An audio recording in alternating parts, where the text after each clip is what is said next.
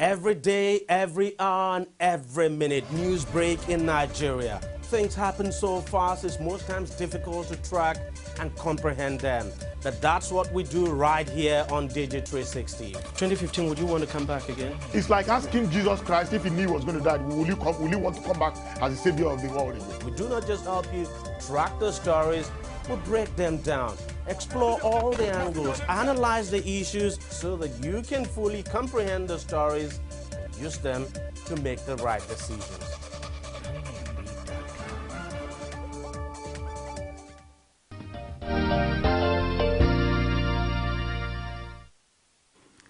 Thanks for staying tuned. You're still on Core Digest exclusively on Core TV News. And on Core Digest this morning, our topic today is aftermath, NASS and Reps election, matters arising.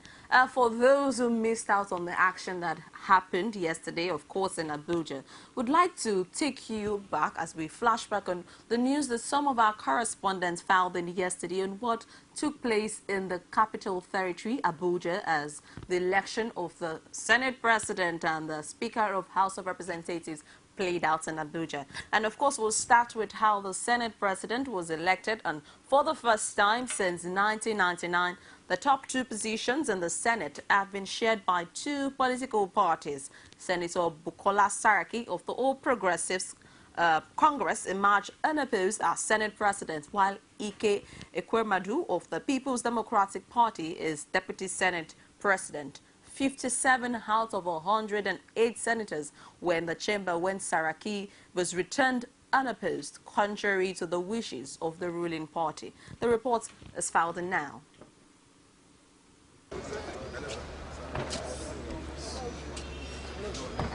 One after the other, they had arrived at the I am doing this, Mr. Speaker. As early as 9:05 a.m. on Tuesday, members-elect were already seated, even at a time that lawmakers elected on the platform of the APC were expected to attend a meeting with the president. Members-elect were seen in different groups discussing issues of interest. They appear united on party basis, but they look divided on who emerges as the Speaker of the House of Representatives.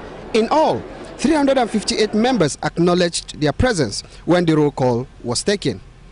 Abdulmumin Jibrin mentioned Yakubu Dogara, while Mohammed Sani nominated Femi Gbajabiamila. It is with pride, honor, privilege, and the full conviction of my conscience that we beg, ask, and even demand that you, Right Honorable Yakubu Dogara, in spite of the personal consequences, do accept the nomination as the Speaker of the 8th House of Representatives. I so move. I, Honorable Dr. Muhammad Sani Abdu, who represent the amiable people and constituency of Alkali-Rikri Federal Constituency in Bauchi State, nominate Right Honorable Gbajabiamila, representing Surulere 1. The nominees were given a last-minute opportunity to pitch for votes among their colleagues. It is with a great sense of humility and profound gratitude that I stand today to accept my nomination for the speakership position of the 8th House of Representatives. Then, at 1:28 p.m., voting commenced. And one after the other, members filed out according to their state.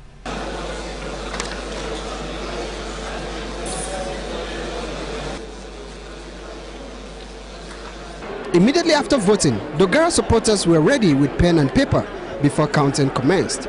So, it was not surprising that before votes were tallied, the group had a foreknowledge of the number of votes their candidate had gained. 70, 71, 72, 73, 74, 75, 76, 77, 78, 79.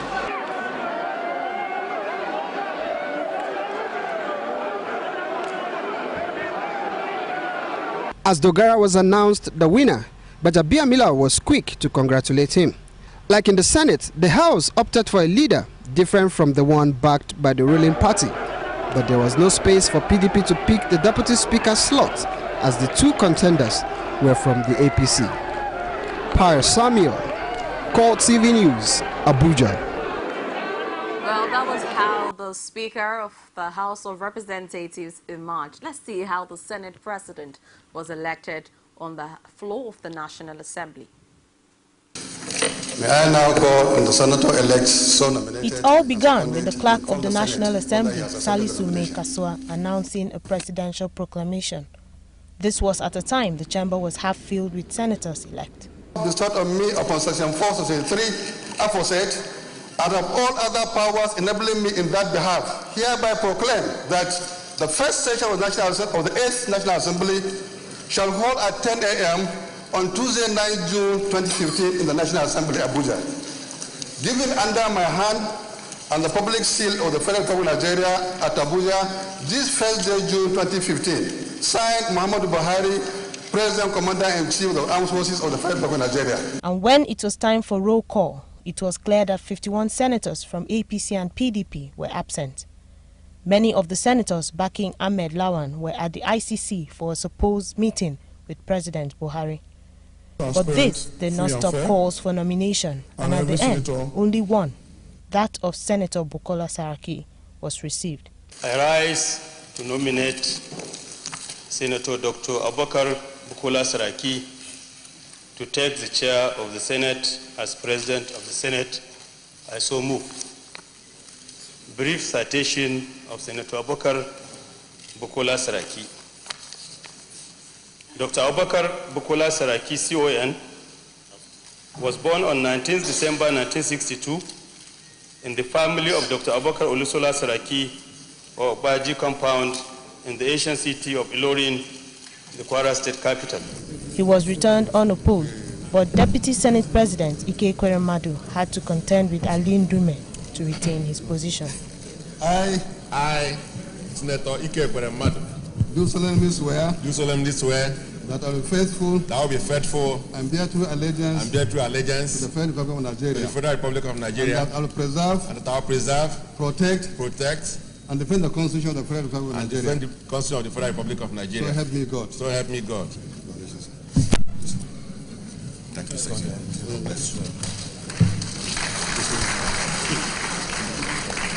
In his inaugural speech, the new Senate President assured his colleagues of fairness and equity after the inauguration of the 8th Senate. Do solemnly swear that I will be faithful and bear true allegiance to the Federal Republic of Nigeria. I seek your support, I seek your cooperation, and continue to offer myself in this position to be fair to all and to ensure the unity of this chamber.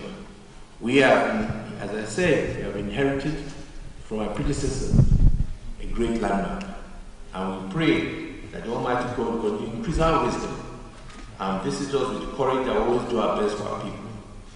May this hallowed chamber continue to ennoble the memory of great countrymen and women who fought and died so that the democracy might see the light of our country. At the end of the sitting, senators, mostly from PDP, hailed the emergence of Saraki as a good development. That we hope that this will make us cooperate fully, stabilize the 8th Assembly, so that we'll cooperate with the executive. We have gone a step further in our march through democracy. It's an indication that we are maturing democratically. It's an indication that this House would work together to the benefit of Nigerians and our constituents. It's also instructive that there were more PDP governors in the chamber to witness the emergence of the new Senate leadership than those of the ruling party. The Senate had adjourned till Wednesday for the commencement of legislative activities, and that is when the shape of things will begin to unfold.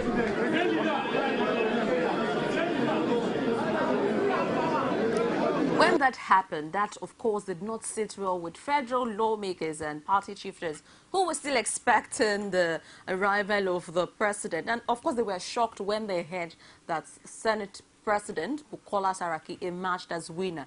Basiaye captured the scene of the shocked senator-elects, and let's see what really happened there.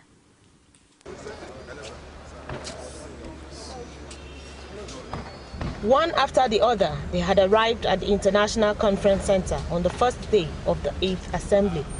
Lawmakers and APC chieftains can be seen making their way into the venue of what was touted as an all-important meeting with President Muhammadu Buhari.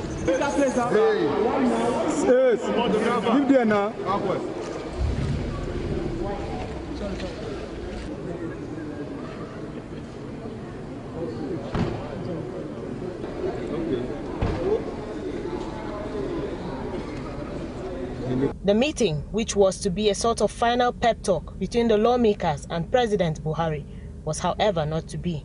Pandemonium set in as news of Saraki's emergence as Senate President filtered into the ICC. All present for the meeting began making their way out. Even the party's candidate for the position was dumbfounded.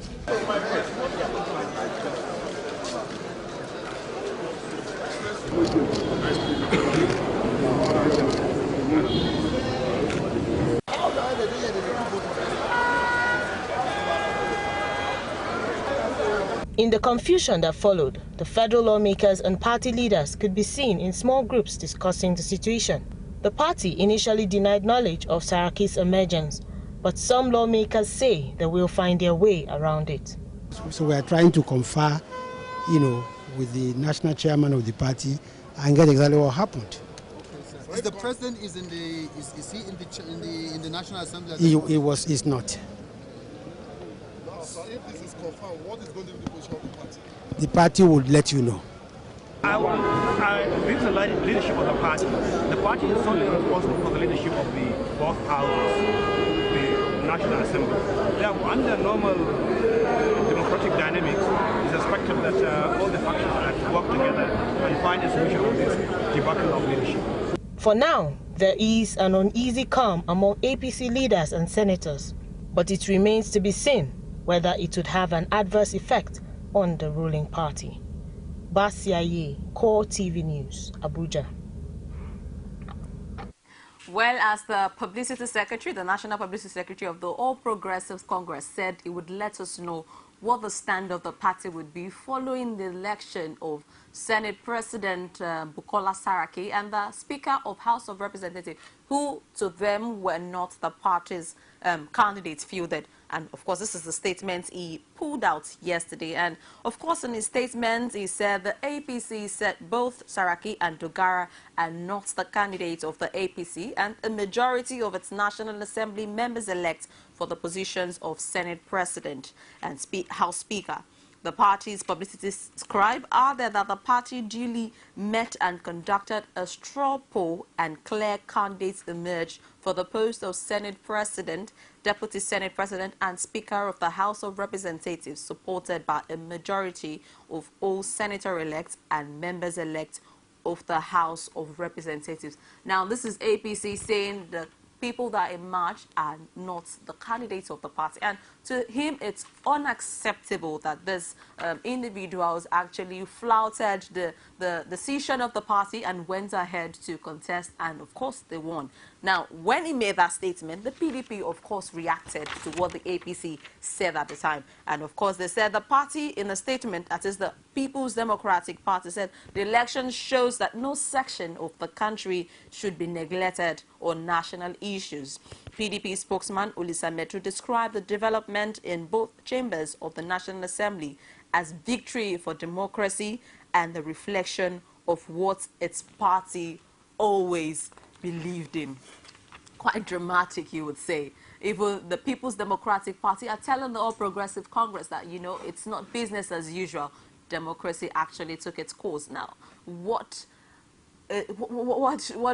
should the party do at this time? And interestingly, the president came up with something interesting, of course, in person of President Muhammadu Buhari, who accepted the outcome. And of course, the president noted that the outcome of the elections of the leaders of the National Assembly and the State House of Representatives, of course, that happened earlier, he said, though he would have preferred that the process of electing the leaders as initiated and concluded by the All Progressives Congress was followed. It was of the view that constitutional process has somewhat occurred. Buhari's position was contained in a statement made available to journalists by his special advisor on media and publicity, Femi Adesina. Constitutional oath and overall interest of the common man were uppermost on the president's mind as far as the National Assembly elections were concerned. The presidential spokesman for the quoted the president as calling on all the elected to focus on the enormous task of bringing enduring positive change to the lives of Nigerians, while adding that all National Assembly members-elect who emerged on the platform of the party are bound by that decision and that the party is supreme. It, however, advised all its loyal senator-elects to report to the Senate to be sworn in order to discharge their constitutional duty. Interesting, you would say, and all of this drama took place just yesterday, and that's why we want to discuss this on Cold Digest this morning as we discuss the aftermath of NASS and House of Reps election matters arising. This morning I'm joined by a legal practitioner, also a public affairs analyst, Samuel ADEOLA. Good morning. Good morning. It's nice having you on the program today. Same here. Yes, your comment on what a lot of Nigerians will call dramatic. What happened yesterday? What are your reactions? Well, I'm indifferent. Okay. Let me tell you my position before their elections. Before their elections, they are patching and all this dummy primary done by the party. I told some of my people that, look, I'm less concerned about who become what in the House or in the National Assembly. Our primary role as a Nigerian with a sovereignty is to play the role of a watchdog. Whatever they are doing in the House, how they select or how they elect, our belt must be constitutional and as well must abide with the law of the land. It's less concern to us. We should not be partisan towards them, because when we become partisan towards them, we will not be able to play that role. Every action and inaction we are going to take thereafter will be sentimental. You understand? So I said, let us play our role as the watchdog of those people. Let them realize it's not going to be business as usual. That it does not matter who become what, that person must be able to have people-oriented programs to follow and to produce. Not in the case of the seventh, whatever they call themselves, where they produce 47 bill in 10 minutes, unprecedented. In fact, it was against their own standing order rule, section 1 of this, sections of their standing order rule, for them to churn out 47 bills without legislation. But Samuel, legally and constitutionally, whose responsibility is it really is to elect a Senate President and Speaker? Thank you for that question. Section 50, paragraph A of the Constitution says, the Senate shall elect their president and deputy president within themselves as proviso, as a member. That is, the members within the chambers shall elect their own president. Member. You can see I'm emphasizing member, not senator-elect. You can never be a member of the Senate until you are sworn in. You can't be a governor of a state, even though you are a governor-elect, until the day the swearing-in takes place. So the Constitution was clear, still clear, on the fact that it is the members of the rep chamber that will elect their president. Also, ditto to the House of Rep. Now, the procedure is this. There's going to be a proclamation by the president, according to the provisions of Section 64, Section 3 of the Constitution. The proclamation is supposed to be made by the president. And, like, I don't know why President Buhari have to jettison that. I learned that he wrote letter to the clerk of the house or whatever. But if you look at that provision in Section 64 of Section 3, he put it there, shall, not will, not may. Which means it is paramount for him to do that. Shall. When you hear the word shall in law, it means somebody must carry out that order. It is It is germane to whatever you want to do. And so if that provision is there, and Islander he transfer that, what have you to the clerk of the house. Be that as it may, those people that elected the officers yesterday at the rest chamber, they are senator elects, not member of the Senate, because they are yet to be sworn in. Although the standing rule, other rules of the Senate provided in the section 3 of their standing rule says that the senator elect, or the Senate can, elect their leader before they were sworn in by the Senate elect. But I believe the standing rule orders of the Senate cannot override the provision of the Constitution. Are you saying Saraki's emergence is not constitutional? I just want to believe that it's still a president pro tempore as they provided in their standing rule order. But we saw the Chief Judge swore him in yesterday. He actually is aware of what the law is saying and what should be done. So he was sworn in as Senate President. What do you make of that? Let me tell you one thing. Somebody somewhere sworn him Shonekon at one point in time. The court nullified him. Justice Akishonya declared interim government as illegal. It doesn't matter who sworn what. By the time, I believe they can settle it among themselves, but if they cannot, by the time they put it to the litmus of the law test, I think the court can say something concerning it. But as far as the law is concerned, and as I've quoted here right now, they have not done the right thing.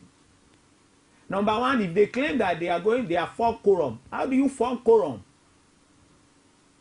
You are not yet a member of the Senate. Well, it was their first day in the 8th Assembly, and so they assumed that they are already senators. No, they are not yet a senator. In fact, if you go through their standing rules, there are laid down procedures that they needed to follow before they can even be sworn in. Their roll call is supposed to be made. That their section 2 of their standing rules order. Then their asset and liability supposed to be read out by the clerk of the house. It was after then they can now say they want to, by their own rule, not even the constitutional rule. The constitutional provision says member, and I stand by that. And I've given you an example that somebody is the governor-elect, does not make him a governor of the state. He cannot declare anything. He can't say, I declare public holiday as the governor-elect. Until he becomes sworn in, the same provision applies to the Senate and the House of Rep. You can see the way the House of Rep conducted their own. So you're saying the senator-elects jumped the gun, actually? Of course, now, they did not follow the provisions of the law. And that anybody sworn them in does not make any difference to me. The fact remains that illegality has always been begetting illegality in Nigeria. I thought this dispensation would stop it, but I'm surprised that it's still playing itself out. I don't believe it up to now that it will stand. Okay. Now, the argument of the All Progressive Congress is not even the fact that whether he was sworn in legally or illegally, but their stand is that he shouldn't have emerged as Senate President because he was not the candidate the party fielded. Do political parties have such power to decide whether a Senate President is legally or constitutionally acceptable because he was not the candidate that the party fielded? I stand by the constitutional provision. Like I mentioned, it was stated clearly, Section 50, Paragraph A, the President of the Senate shall emerge when the members elected them. So it does not matter what the party they represent says. The law is clear. Members. Is the party a member? Is the national leaders of the party are members of the Senate? No. What I'm trying to let you realize here is this. These people do not follow even their own law, even their own standing rule. Can you imagine? Section 28 of Section 1 of the standing rule order says that a Senate leader will emerge from the majority party member of the House. And it's just by nomination, not even by election. So how come David Mark become the Senate leader? Are they invariably saying that the hate numbers of the other party that joined the PDP within the Senate chamber has automatically become members of the PDP? Are they saying they have become? You see, my problem is that this thing does not follow the laid down rules. And if it doesn't follow the laid down rules of travails, regardless of how anybody look at it, sentiment apart. The party alleged the Senate President and the Speaker of House of Representatives as not following the due process of the party. I think they used the word insubordinating, indiscipline. Is it really? Like we always say, every group, every society has their norms, their rules, their guides, whoever that subscribes to the membership. I believe those people elected on the platform of whoever, whichever party they represent, they know the rules. They know both the ratings and the unwritten rules. So if they cannot abide by the rules, I don't think they're supposed to be in the group. I have a group. I'm a member of some other civil society group. Each and every other group has their rules. If I cannot abide by the rules, then the best I can do is to opt out. So, and I believe that there is nowhere there is a rule where punishment will not be by the side of it. And so, if they violate, or by their action they have violated the rules of their party, then I think the party has and hold the right to whip them to line, and at the same time use whatever it is stipulated in their constitutions and guidelines to deal with their members. Dealing with their members, do they have any constitutional right to dis-Senate president them or dis-speaker them as it is? No, or the only thing here is that if we are talking about the red chamber, I don't think the House of Rep has any problem regarding the election, the constitutionality of their election, the rules of their election. I'm sure they follow the laid down rules. Almost everybody within the House of Rep membership were there, and they have already been proclaimed and sworn in before the election took place. Now, coming back to the Red House, or the Red Chamber as they call themselves, it's just unfortunate that not only that they violated the rules and the guidelines of their own party, even the constitution that the Saraki was sworn into, he had already violated it before he was elected. You understand my point? So if the law of the land, they violated the constitution, they violated even the standing rules of their own chamber, as it were. So if that is done, there is no way that the destructive me can bring about the constructive ends.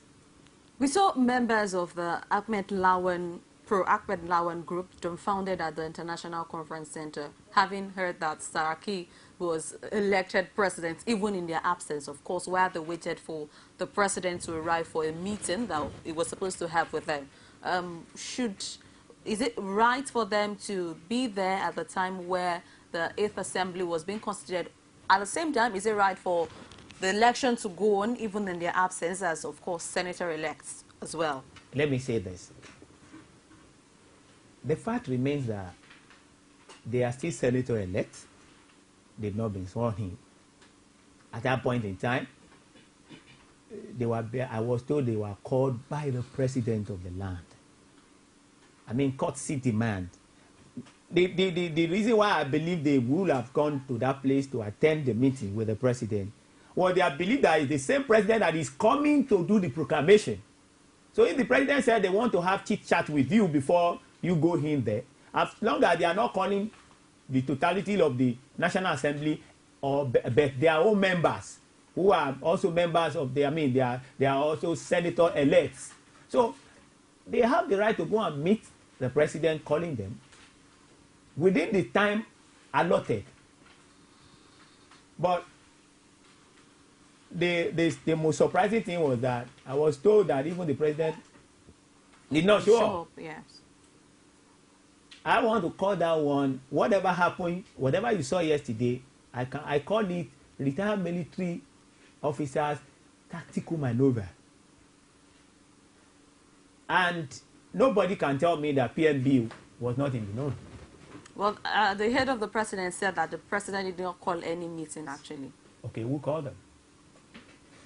I really don't know, but the aide said the president didn't call the meeting. Are you saying those senator-elects that went to the ICC, they don't know the kind of text message they received, and they don't know who called them? Are you seeing a sabotage in this? Of course, I've just told you what I call. I call it retired military officers' tactical maneuver. What they did for them is a diversionary tactics. I was told by the AIT correspondent that was there that even Bukola Saraki has to enter through the back door of the chamber. I mean, the other side of the chamber. Are you getting my point?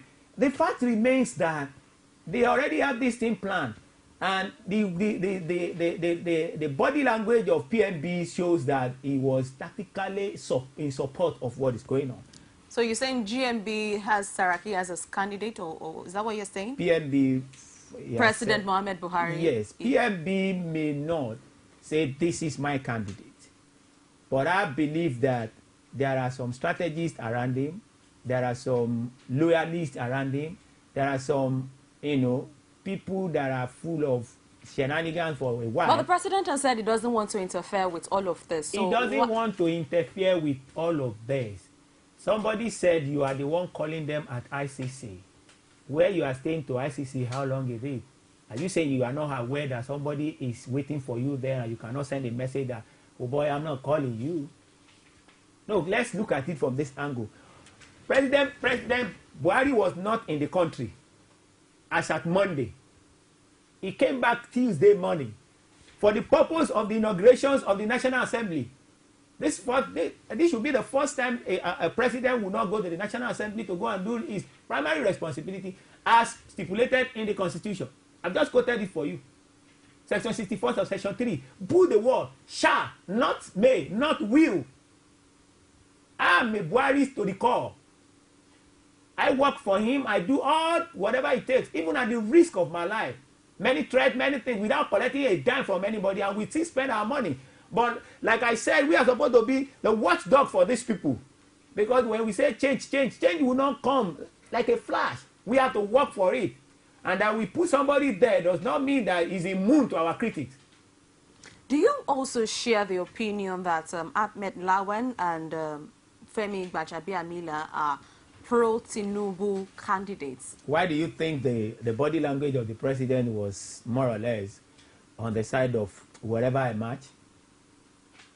Why do you think all these shenanigans plays out? Somebody sent a letter for his primary duty to say, proclaim it on my behalf. I've not heard of it. I'm not young, I'm not that old, either am I too young to know what has happened in 1983, in 1979,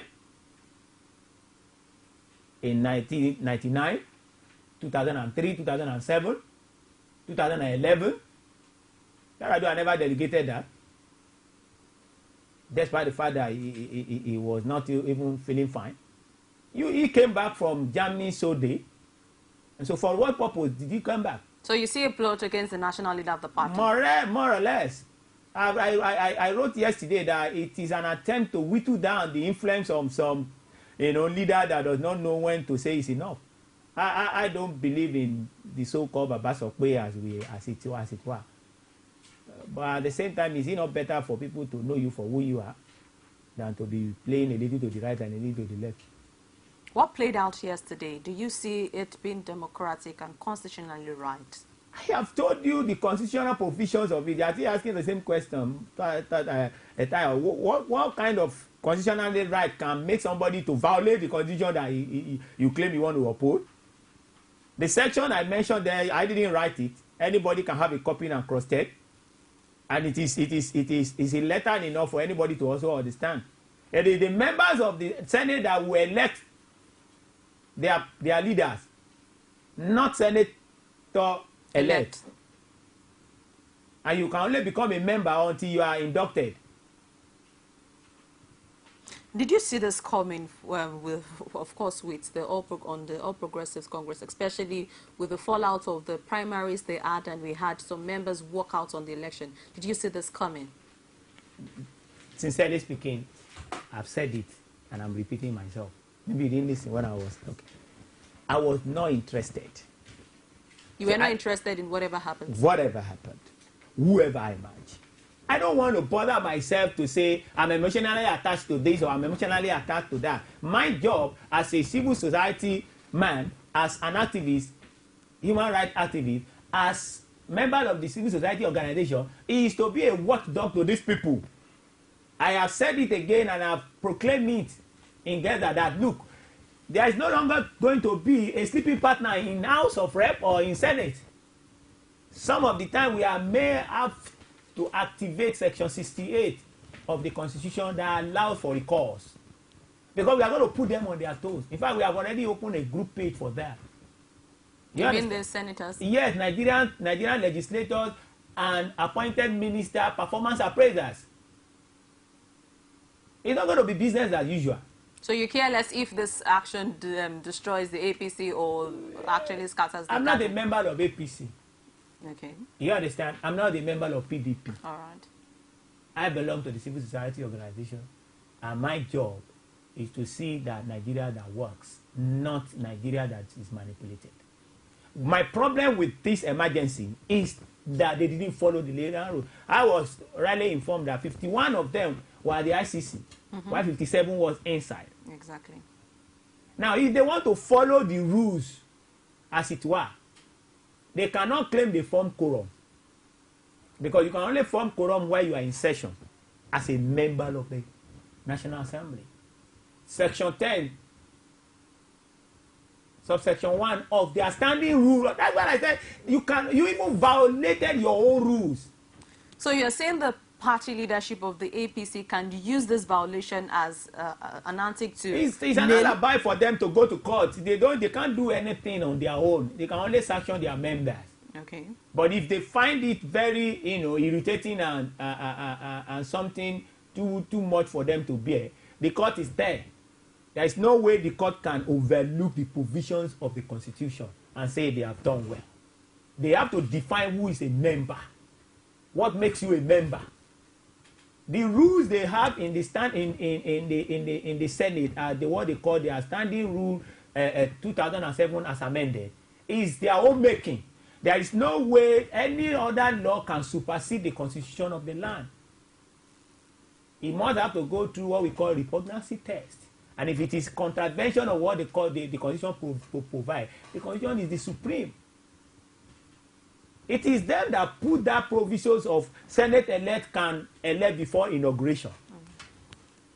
And if you want to say Senate elect can elect before inauguration, it means the generality of the Senate elect must be present. There is nothing like quorum. There is nothing like one-third as it were.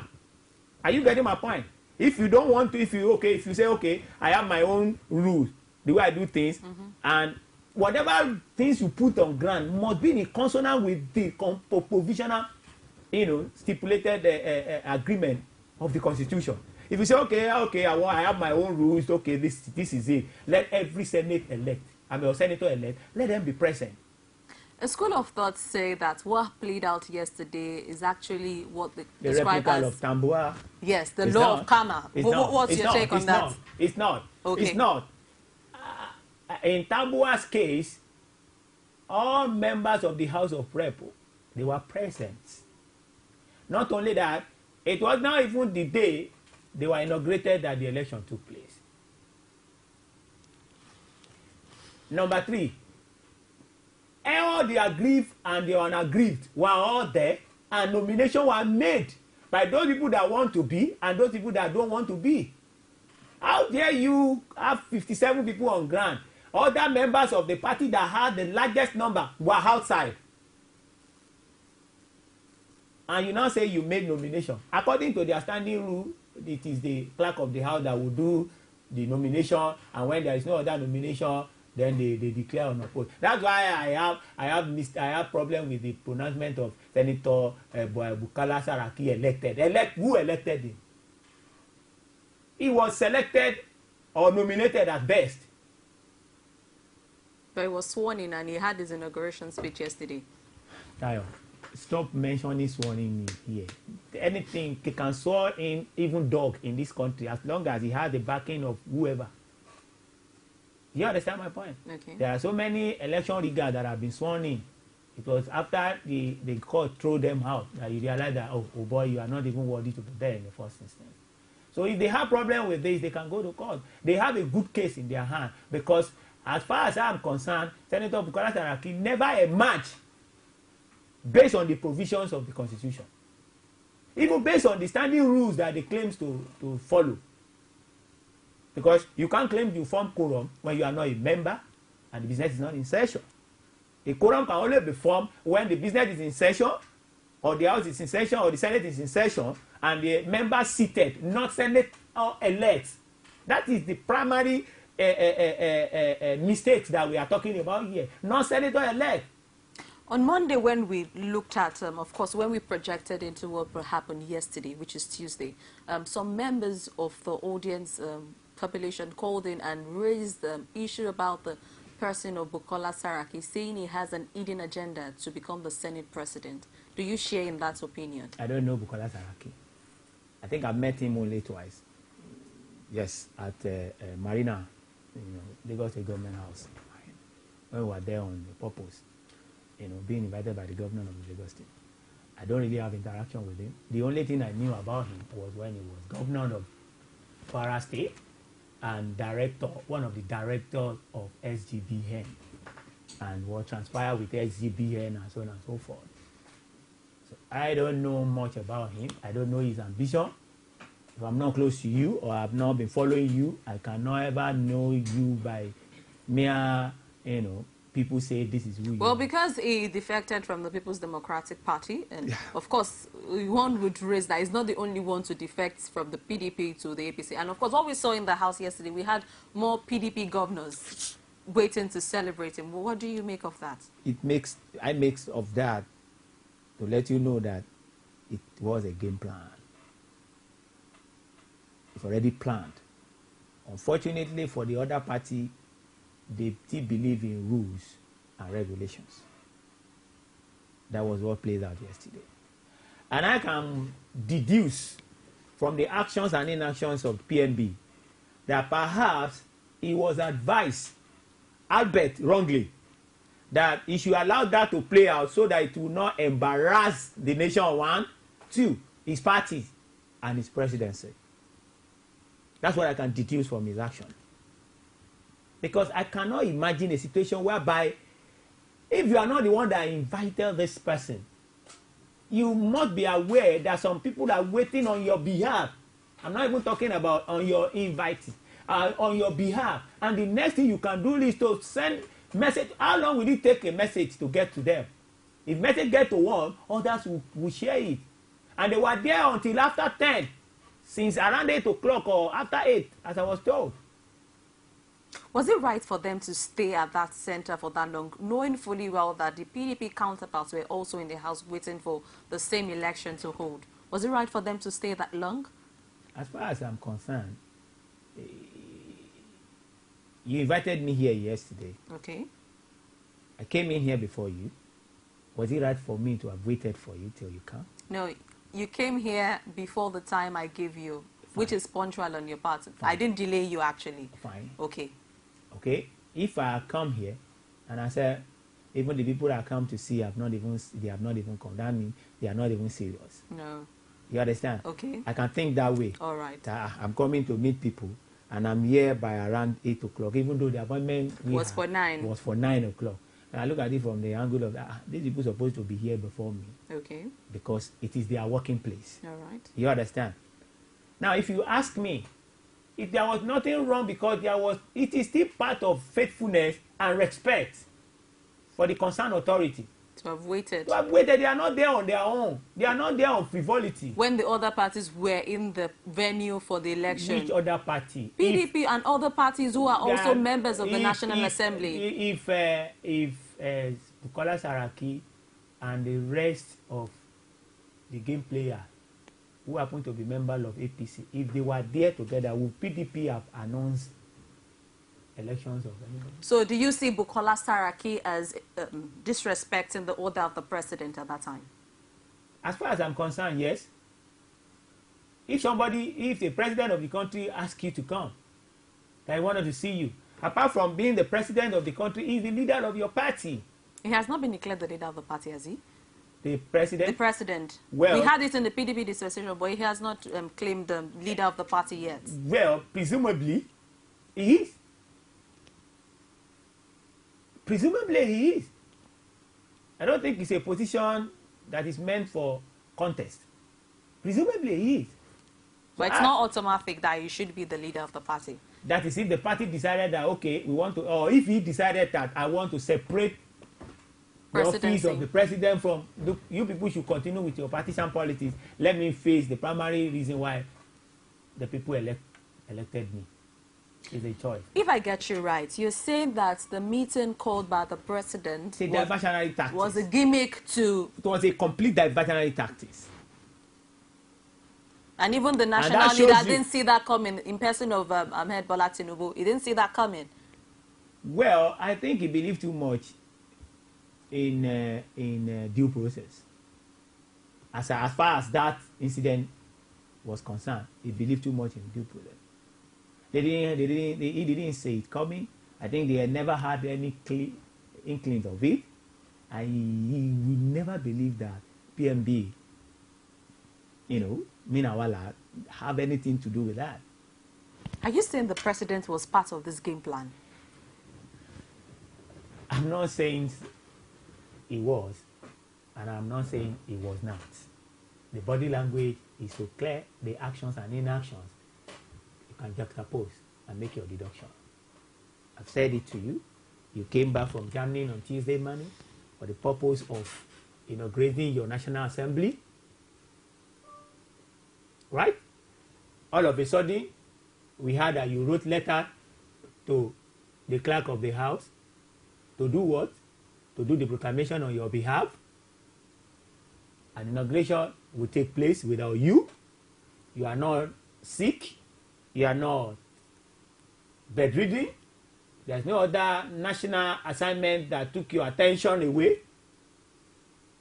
Am I communicating?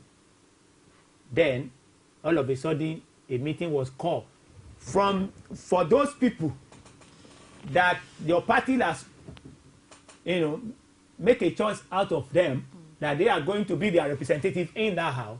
Those same people, you are the one that was alleged to have invited them. I'm using alleged now because somebody denied on his behalf that he wasn't the one that called them. All of a sudden, nobody called them. Before they get to the house, the deed had been done. Now, you are now the one releasing a press statement as you read thereafter that you don't have problem with Saraki without asking, does he follow the rule? I think without this rule of law mantra, believe me sincerely, I don't want to believe that the Jonathanians will have the last laugh on me as far as PNB is concerned. He has done, this is the third thing that he did now that I find disappointing. First, he talked about declarations of public of asset in public. All those blah blah about they want to make a check and all these things. It's not my business. But we can still wait till 100 days, since he said by 100 days he would declare publicly. 100 days is still counting. 100 days is still counting. Yes. Okay. What informed that 100 days? Why should you have to wait till 100 days? Because they have to check if the assets he declared are actually very accurate. Were you in this country when Sheikh Adeniyi released the asset of President Yaradua of the blessed memory 4 weeks thereafter? You don't really know the reason why it was delayed. Not because they are checking anything. He said, and I quote, that this thing was delayed, that for the past 4 weeks, the president of the country has been dealing with the issue of whether to release it or not to release it, has been advised by the CCB, in the sense that it will set a bad precedent for those other people that work with you, because they too must have to make public their own. In fact, it was a tug of, by virtue of that statement, it was a tug of war between the president and the CCB. They don't want him to release it into the public. It was after 4 weeks that he make up his mind. Oh boy, I made this promise to the people, and I have to fulfill it. That was what makes it to be about 4 weeks before he releases. So why is PNB own taking 3 months or 100 days? Why? Okay, that's one area you find in fault. What other areas? That's number one. Number two, you promise that you will reduce the cost of governance and appointment. The first thing you did is to appoint only one job for 2 persons. That's just one out of many. It's still appointing. That's 2. Okay, that's the media aids you mean? Okay. Special advisor. But he's saying he's cutting down his ministers to 19. Isn't that cost reduction? I've not seen the ministers list. Of course, but he said 19. He said it. That's the same thing he said I will make public. In fact, the very first person that I believe should do, either they want to check or they don't want to check, who I believe that should have, done it to impress some of us that are his die-hard supporter, is to tell them, I don't care, I've given you a copy. Hey, newspaper, this is your own copy. Why are they checking? Does he not know what he has? Does he not know what he has and what he declares there? Let's call the crabs now. If we cannot criticize our own, then we are hypocrites. If we were to be other party, or if we were to be Jonathan, why he was there, we won't be this jellyfish to talk or trying to say. Some people are telling me to exercise patience. I say I'm looking for the address of patient. I cannot find it because I don't know where she lives. So I should be patient until the whole thing, until he derail. I know there are some people around him that wanted to derail him. And he himself would think he's still as smart as in 1983, 84, 85. I'm sorry, this is political terrain. This is not military terrain. They don't do it with force. They will be doing it like one rat that we call Eku Tombuyonje. You won't feel it. You will just think like their advice. So before you let down your guard, you are gone. Things have gone hurry. You don't see him as taking control anymore. So far, so good. By virtue of what I learned, even that happened yesterday, how some strategies and all the rest, he wanted even to come to that ICC by the information at my disposal. But some people advise against him because they want to whittle down the power of one man. So one man against the whole nation now. One man against the whole electorate. All right. Thank you very much, Samuel Adeola. I want to just take this quick break for commercial. And when we come back, we'll continue our discussion on the aftermath of NASS and House of Reps election. Matters arising. Stay tuned, please. It is often said that the future belongs to those who believe in the beauty of their dreams. But what about the things in life that actually inspire us to believe? Like the things that drive us, the things that move us, and even the things that remind us that the sky really isn't our limit. Because when we are inspired, we are led to future greatness. But first, we just have to believe. One day I want to build Nigeria's first aeroplane. I know. One day you'll make us proud. Rich and creamy peak, extra fortified with 28 vitamins and minerals. Here's to 60 years of nourishing dreams and inspiring the future. The future is bright. Reach for your peak. You can now watch Core TV News live from anywhere in the world on our website www.coretvnews.com. Click on Live TV on our website and watch us live. And welcome to Core TV Primetime Days. To follow us on Twitter, click on Twitter icon on our website. On Facebook, click on the Facebook and YouTube to see all our previous news production. You can also watch us live on YouTube. Click Core TV, leave a space, then news. Core TV News, a 24-hour news station.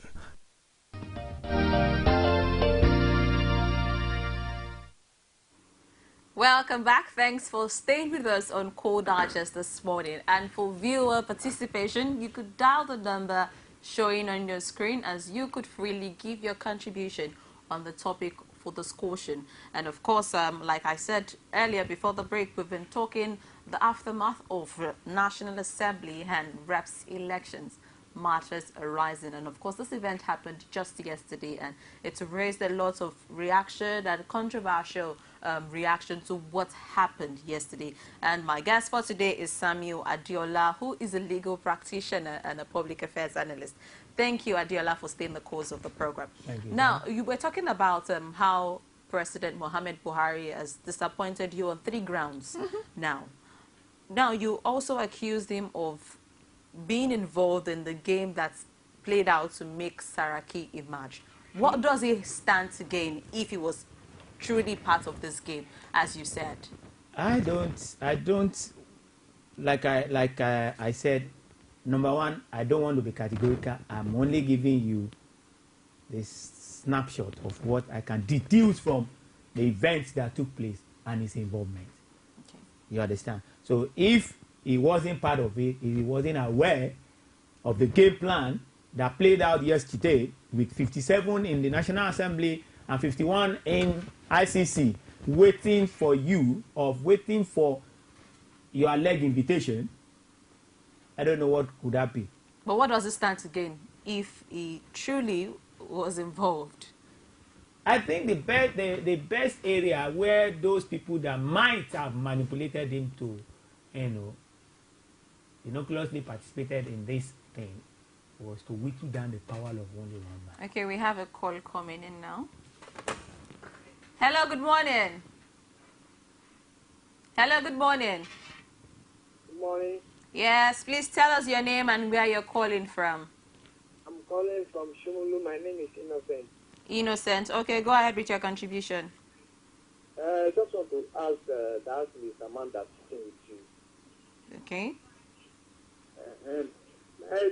Just a question to that very man. Why does the whole meeting the same day with those, the day they're supposed to do election? Why APC holds APC whole meeting the same day? They could even do meeting before the day.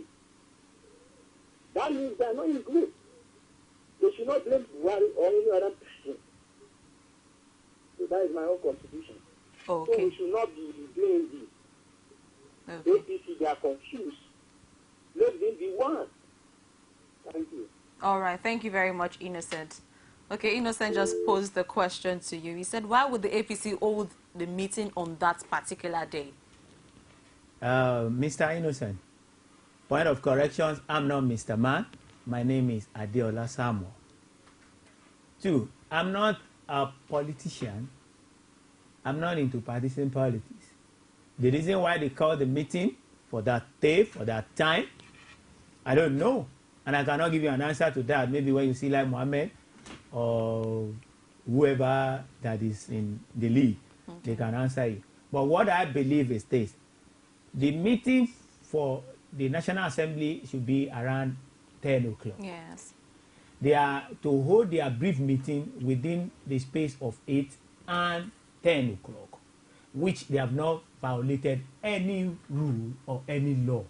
So their leader can say, okay, come. At least you are in the studio. You are supposed to have this interview by 9 o'clock, as it were. Between 8 and 9, your MD can call you and say, come. Let us just quickly discuss. Is that wrong for him to do? No. So what is the feels about it? But he shouldn't call a meeting when I'm supposed to be on air for 9. That's what I'm saying. He didn't call the meeting. So you're saying the members were wrong to have stayed till 10? Is that what you're saying? As far as I'm concerned, the background or the back mind they have or they had yesterday was that Shebi is still the same. Let me put it this way again, using you as an analogy.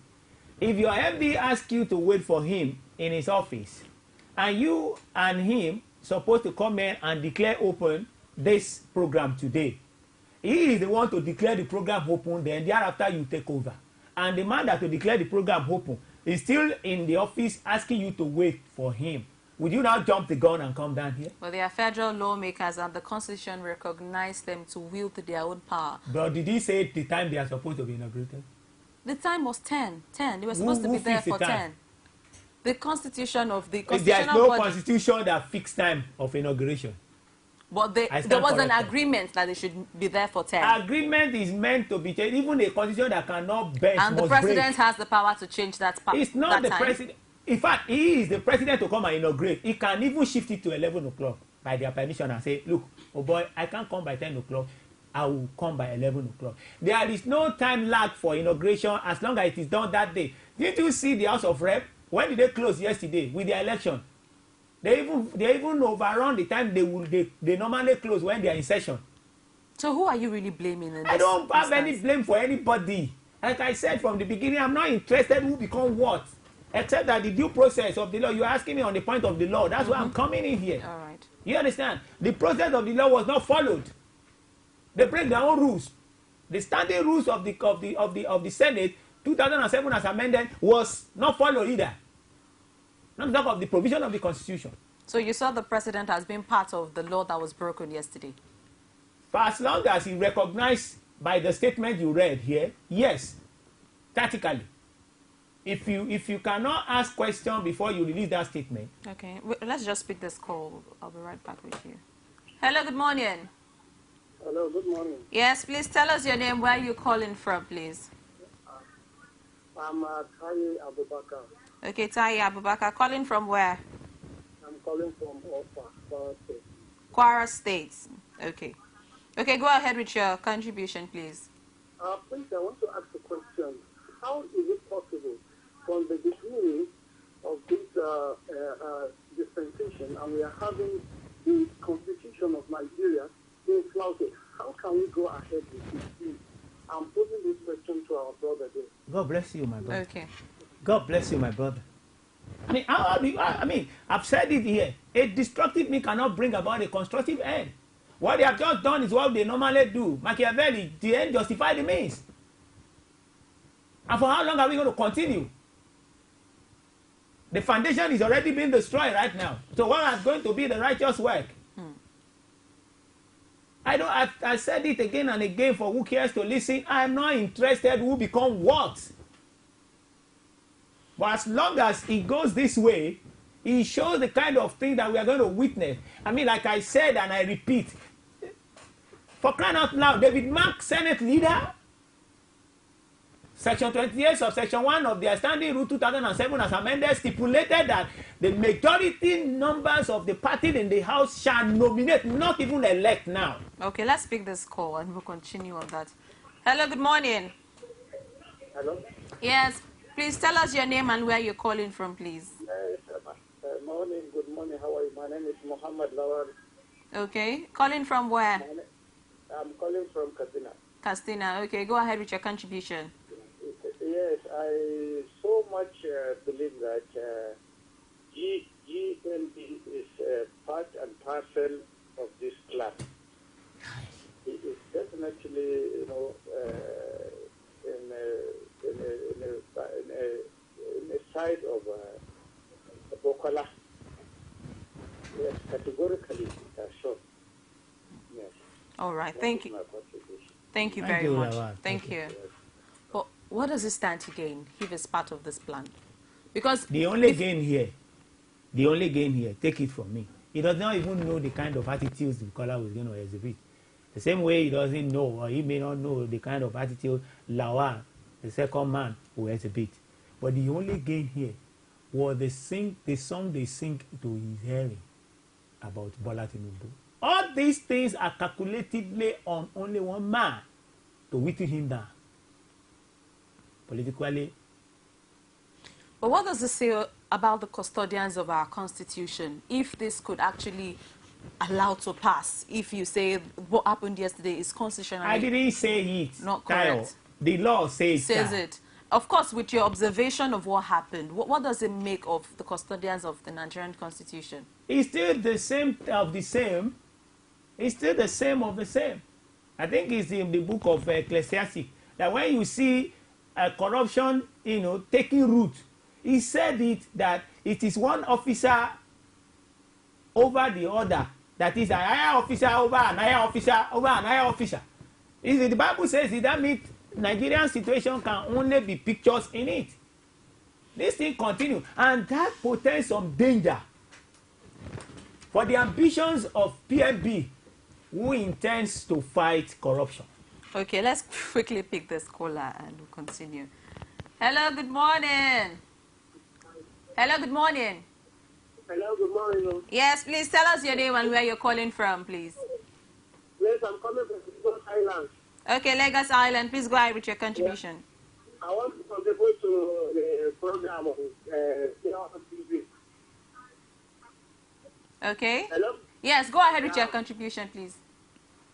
Yeah, you don't agree with the woman that the program. Hello? Yes, I can hear you. Your contribution, please. Okay, my contribution is what totally happened yesterday. What happened yesterday at the chambers of the National Assembly was quite an indiscipline on the part of the senators of the ruling party. I think I heard that should divide the GLA judge of APC and to be killed. Because I wonder how will APC as a party deliver the campaign committees and so why the PDP is controlling the National Assembly. It's totally unacceptable. Totally unacceptable at all. At all. All right. The supremacy of the party has to be respected. Senator Bukola is too ambitious. It's too ambitious. And you can see the problem there now. This is a conspiracy between him and the former party, the PDP. I think you're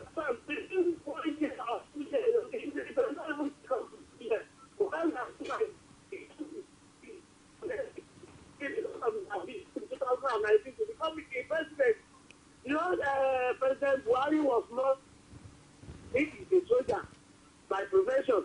So those people are the people who knows what might be the condition. They already blackmail them that they want to be controlling Buhari. All right. Party. Okay, thank you very much. They know where it's going. Okay. All right, thank you. Which party are we going to blame if this president fails?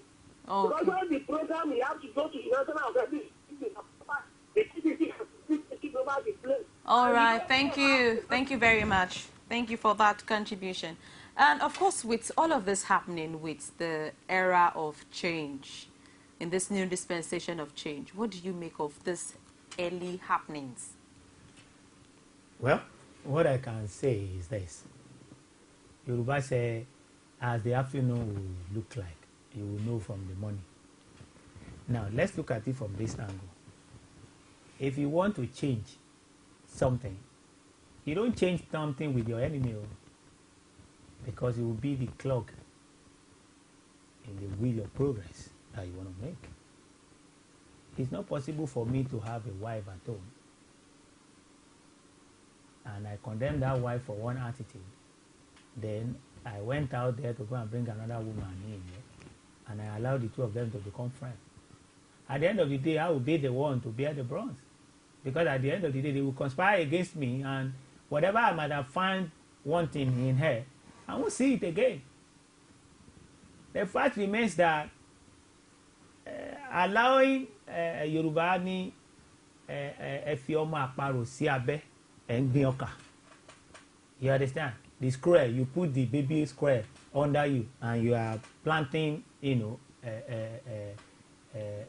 corn and the rest. Definitely, you know that corn will not grow, because as long as the square is still there. See? Okay, let's pick this call before you continue with that. Hello, good morning. Hello, good morning. Hello? Good morning. Yes, good morning. Please, your name, where you're calling from, please. How are you? Fine, thank you. I'm calling from Niger State. Okay, your name, please. I'm calling from Niger State. My name is Balaba. Okay, you're calling from Niger. Balaba. Okay, please go ahead with your contribution.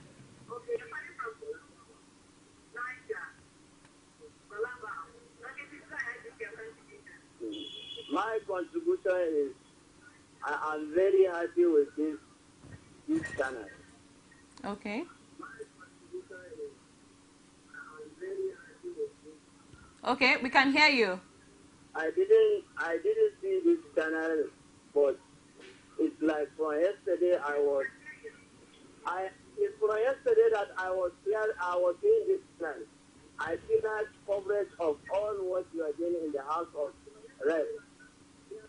Okay. Are you contributing based on the topic of discussion? Because I really don't get you now. Yes, okay. Yes, about what happened in the National Assembly. Okay. My topic, my contribution is that this our political is going beyond what you are expecting. Okay. Our democratic is very mature enough. All right. All right. Thank you very much for calling and for contributing on the program. Okay, you were saying something before the call came in. Yeah, like I was saying, the problem is this. I don't know how David Mark will want change. Change of environment, change of what he could not do for the past 8 years, or how many years was it there? How he will want that thing now to flourish with his loyalty to his party. I don't know how Ekerewandu will want a workable Senate that they could not make a change of at one point in time. I don't know how PMB will be able to send the bill of reductions of their salary to them now. When about 2 or 3 days ago, David Mark was able to tell Ribadu that in reference to what Ben Bruce said, that anybody that does not want that kind of money or salary or allowance, when he collected his own, he can go and take part of it and drop it. I don't know how that will be possible. I don't know how PMB will fight corruption with Saraki having a case with EFCC.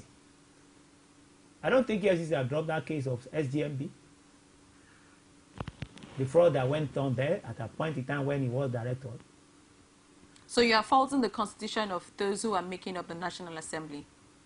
Of course, before you can fight, the law says if you want to come to equity, you must come with clear hand. Why do you think we fought tooth and nail for GMB to emerge? Why did we not allow Atiku to use his dollar? I was really involved in their primaries as an observer, so to say. I was not a member of the party, but I was there as a member of Buhari's support group. And I witnessed almost all things that went on there. Why didn't we allow Turaki to become the flag bearer? Why do we have to warn the leadership of the APC that if you choose, if by error of omission or commission, Turaki become your this thing, forget it. Let Jonathan continue. Okay. Let's pick this call and we'll continue. Hello, good morning. Good morning. Yes, please, your name and where you're calling from, please. My name is Timothy. I'm calling from Lagos. All right, go ahead, Timothy. I need to say this, and I'm going to make it categorically clear. What is happening in APC now is highly disappointing. I must tell you, when we are talking of change, you know very well that the last administration, lot of things went wrong. And one of the things you said was to make change about all these things. Why must it be that even right from the beginning of your administration, all things will be faulty? In fact, I'm highly disappointed. If it is the court that can bring back the normalcy in this appointment, let it be. I don't see any reason why Faraki should be there if he's not supposed to. For somebody that is having issue with the EFCC, definitely he will be there to protect all things that he has done wrong. My contribution is let them lay a good foundation. Thank you very much. Thank you very much. You talked about Saraki having the case with EFCC, but humility does not cover him, even as Senate President. So the EFCC could still continue their probe if they really find him wanting. Ordinarily, like I said before, and I'm repeating it, all of them, I don't care who become what, because all of them are representing their constituency. It's only when they get to the House. And the Constitution says members shall elect their leader. All right. And so they both have equal rights as far as the law is concerned. Thank God for the fourth alteration, Constitution amendment that did not say true. You know, they have given themselves immunity inside that. If there's anything that I'm happy with Jonathan about, because that man really brought us to this level that we are. That refusals to assent his signature to that bill go a long way, and subsequent approach of the court, the Supreme Court, for the interpretation and stoppage of such a shenanigan. You know, they have already awarded to themselves pension for life. The Speaker, the Deputy, the National Assembly, people can be very amazing. For themselves, just like the state governors have done. Thank God some of my colleagues are in Abuja today now, continuing the case, challenging the propriety concerning the National House of Assembly, awarding pensions to governors. Somebody that is not a civil servant. You serve us for, you rule us anyway for 8 years. We tolerated you. You chop our money. You spend our money. You eat our money free of charge. You still want us to continue to bear your cost till you die. Akpabio did something like that in Akwa Ibom. Now he's in Senate. He will collect allowance in Senate. He will collect this in Senate. He will collect everything in Senate. He will still go back home to go and collect pay. I don't know what is wrong with us. So are you saying that you are not seeing any change happen, of course, with what the APC preached? Where is the change? I don't think Saraki is representing that APC change. Saraki is a little to the right, a little to the left. In fact, Saraki is somebody that I can see that his soul is with PDP and his physical body is with APC. I think the ambition he could not achieve in PDP is what he come to APC to come and achieve. Albeit illegally. And don't you think this is something that political parties should see, of course, with the people they accepting as defecting members into their party? Unfortunately, politics is a game of number. So they weigh your whatever you call it, your pedigree, your clout, your crowd as well, before they accept you. I think what brings about all comma into APC as at that time was as a result of the fact that the government in power then was a total mess. Right. So everybody desire change. Everybody desire that even if it is ordinary dog that will be there, apart from this zoo man, let him go. The government then, you said, was a total mess. And of course, this is not the body that makes up the entire head and everything. Was it only the president that did it? Because if APC would accept those who were there before, and of course they helped build the government, then did they really make a right decision by accepting those they accepted? Because the box, as far as the composition of our constitution is concerned, I'm not trying to be frivolous. Okay, ADEOLA, let's just pick this call and we'll continue on that. Hello, good morning. Hello. Yes, good morning. Tell us your name and where you're calling from, please. Hello, my name is Bamidele. Bamidele, you're calling from where? I'm calling for Shomolu. Okay, Shomolu, go ahead with your contribution. You know what? Lagos just effort. All these local government, because you know APC, they just rule us. They don't do anything for us. There's no light. There's no.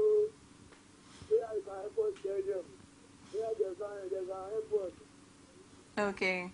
Thank you, Bamidele. Okay, Bamidele is coming from a different angle. He's begging that APC should help Nigerians and that they just ruled and they've not done anything. Don't you think it's too early for Nigerians to start asking for the dividends of change that the APC preached? The journey of change started in June, if I'm not mistaken, 2014. I think APC was proclaimed in July 2014 as a political party after all the fracas of who want to be, who want not to be. Continue. So at the end of the day, they started the issue of they want to come to power around November, December.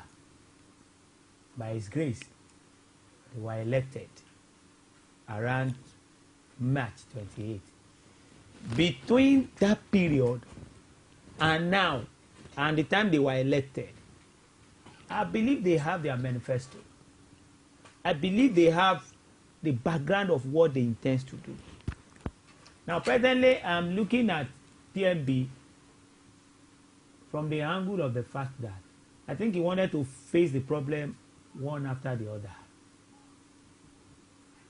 I think he wanted to face the problem. He wanted to face the problem from the angle of. Wanted to face the problem from the angle of, okay. Let me face this one to a certain level, and then I jump to another one. Okay.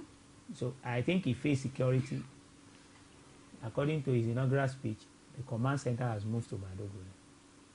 And he wanted to back them up to some level and see that they are not only there sleeping, they are working. All right, Diola, let's pick this call. Yeah. Hello, good morning. Hello, good morning. Yes, please tell us your name and where you're calling from, please. Yeah, my name is Sonny. I'm calling from Niger. Okay, Sonny, please go ahead with your contribution. I look at this discussion that, yes, it is quite qualitative, it's fine, but are we not too early? Abortioning claims here and there. Is it not better that we just give them time to see how they will fare on? Because the claims now are to the president, GMP, and again Saraki. But when we were voting them in, the assembly members, we all voted them in that they are good, they are going to bring change. Why not we give them little time? Thank you. All right, thank you very much. You just talked about time. Time is of essence. Okay, so how much time now should we give? Maybe they should be the one to answer that. Time is of essence. Time is of essence. Nigeria is not a baby, a newborn baby that will say it has to learn how to take a breast before it can learn how to take pap, before it can start eating what have you. Nigeria is no longer a baby. Governance in this country is no longer a baby. We have something on ground. And like I was saying, that if July 2014 was the day APC comes to be, and they have already have at the back of their mind, they are going to be the alternative president or government. Now they come to they elected they are in their primary PMB in December. Yeah. From December till March 28, it's supposed to be February 14 before, but later was put to March 28. Don't they have the mindset, the kind of what have you they intended to do? Part of it is the 100 days things. All right. And 100 days start from the day you make that proclamation. Okay. Adela, we really have to round off the show now, but, of course, with the election that happened yesterday, there's been a lot of accusation, counter-accusation, and, of course, a lot of matters arising. What do you project as we continue in this change dispensation? Of course, how can we survive after what happened yesterday? And, of course, a lot of parties are not agreeing with it as you give your final words on the program today. I wish the party can just mend their fences. And if they want to accept that shenanigans, good luck to them. I've said it and I'm repeating. My group, Vote for Service Initiative, does not have any problem with whoever become what. And I've told many Nigerians that are friends that actually say that, look, don't let us bother ourselves about who become what in that house. Our jobs should be that which we have done for Buhari. There is a website called Buhari Meters. So that Buhari meter is not going to stop on Buhari's alone. Even on there is going to be governor's meter. There's going to be legislative meter. There's going to be House of Assembly meter, House of Rep meter, and National Assembly meter. That is what we are after. Performance appraisers. When the ministers or advisors are appointed, performance appraiser. That is where we are going to beginning to do our own job. We are not going to surrender our sovereignty or trade it away to them. Let's continue to put them on their toes. That is our job. And whatever happens, if they can accept him, good luck to them.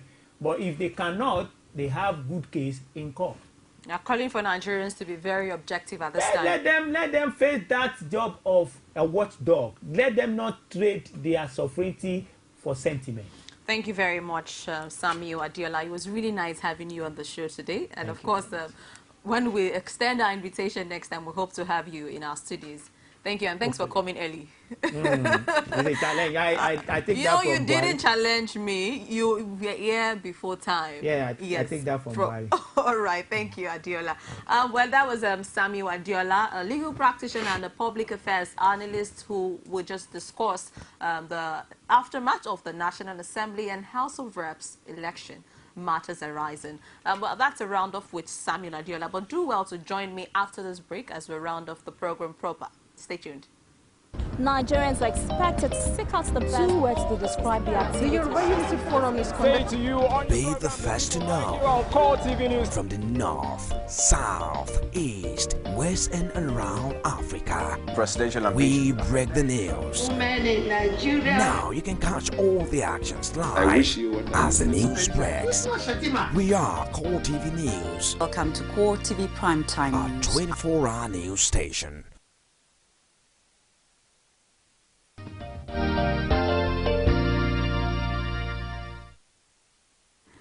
Oh, well, you know, time is really not on our side today. We would have loved to continue this discussion, in fact, till the day ends. But, you know, time is of essence. But, of course, we still have something more interesting tomorrow and other days on Call Digest. And even as we looked at the aftermath of the National Assembly and Reps election, looking at the matters arising, the guest for today actually called out on Nigerians to be objective and care less whoever was appointed or sworn in yesterday, but to actually be on the neck of the leaders who, as they can perform and do what they are actually in the House of Assembly for. And of course, even as we mentioned, the Buhari meter is calling on Governor meter and other House of Representative meter so that they can, in 4 years' time, we could hold them to what they have done so far. And I really want to appreciate you for participating on the show today with your wonderful contribution. We expect more of that as we discuss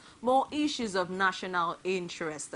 Well, it's time to call it a day today. Well, you know, you were wonderful, and I really hope you enjoyed all of what we discussed today. Do well to join us tomorrow for something fresh and exciting. My name is Omotayo Alo. Have a beautiful rest of the day. You can now watch Call TV News live from anywhere in the world on our website, www.calltvnews.com. Click on Live TV on our website and watch us live. And welcome to Call TV Primetime Days. To follow us on Twitter, click on Twitter icon on our website. On Facebook, click on the Facebook and YouTube to see all our previous news production. You can also watch us live on YouTube. Click Call TV, leave a space, then News. Call TV News, a 24-hour news station.